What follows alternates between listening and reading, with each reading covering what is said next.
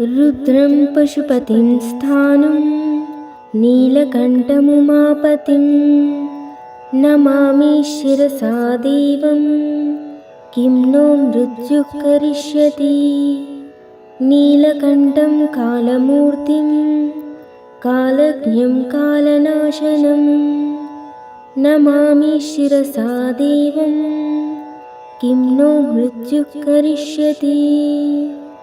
नीलकण्ठं विरूपाक्षं निर्मलं निलयप्रदं नमामि शिरसा देवं किं नो मृत्युः करिष्यति। वामदेवं महादेवं लोकनाथं जगद्गुरुं नमामि शिरसा देवं किं नो मृत्युः करिष्यति। देवदेवं जगन्नाथं देवेशं वृषभध्वजं नमामि शिरसा देवं किं नो मृत्युः करिष्यति। गंगाधरं महादेवं सर्वाभरणभूषितं नमामि शिरसा देवं किं नो मृत्युः करिष्यति।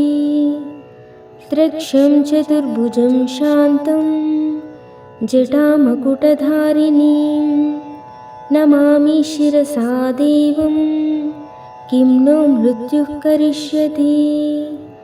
भस्मोद्धूलितसर्वाङ्गं नागाभरणभूषितं नमामि शिरसा देवं किं नो मृत्युः करिष्यति।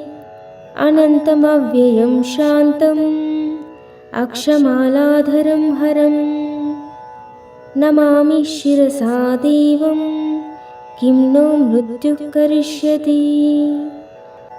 आनन्दं परमं नित्यं कैवल्यपददायिनं नमामि शिरसा देवं किं नो मृत्युः करिष्यति। अर्धनारीश्वरं देवं पार्वतीप्राणनायकं नमामि शिरसा देवं किं नो मृत्युः करिष्यति। प्रलयस्थितिकर्तारमादिकर्तारमीश्वरं नमामि शिरसा देवं किं नो मृत्युः करिष्यति। व्योमकेशं विरूपाक्षं चन्द्रार्धकृतशेखरं नमामि शिरसा देवं किं नो मृत्युः करिष्यति।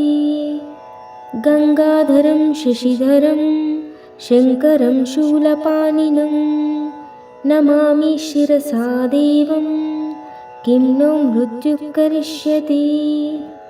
अनाथः परमानन्दं कैवल्यः पदगामिनं नमामि शिरसा देवं किं नो मृत्युः करिष्यति। स्वर्गापवर्गदातारं सृष्टिस्थित्यन्तकारणं नमामि शिरसा देवं किं नो मृत्युः करिष्यति। कल्पायुर्देहि मे पुण्यं यावदायुररोगताम्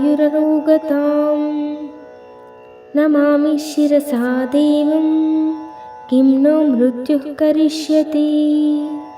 शिवेशानां महादेवं वामदेवं सदाशिवं नमामि शिरसा देवं किं नो मृत्युः करिष्यति। मार्कण्डेयकृतं स्तोत्रं यः पठेत् शिवसन्निधौ तस्य मृत्युभयं नास्ति सत्यं सत्यं वदाम्यहं। शिवेशान महादेव वासुदेव सदाशिव कल्पायुर्देहि मे पूर्णं यावदायुररोगताम् इति श्रीमहामृत्युञ्जयस्तोत्रं सम्पूर्णम्।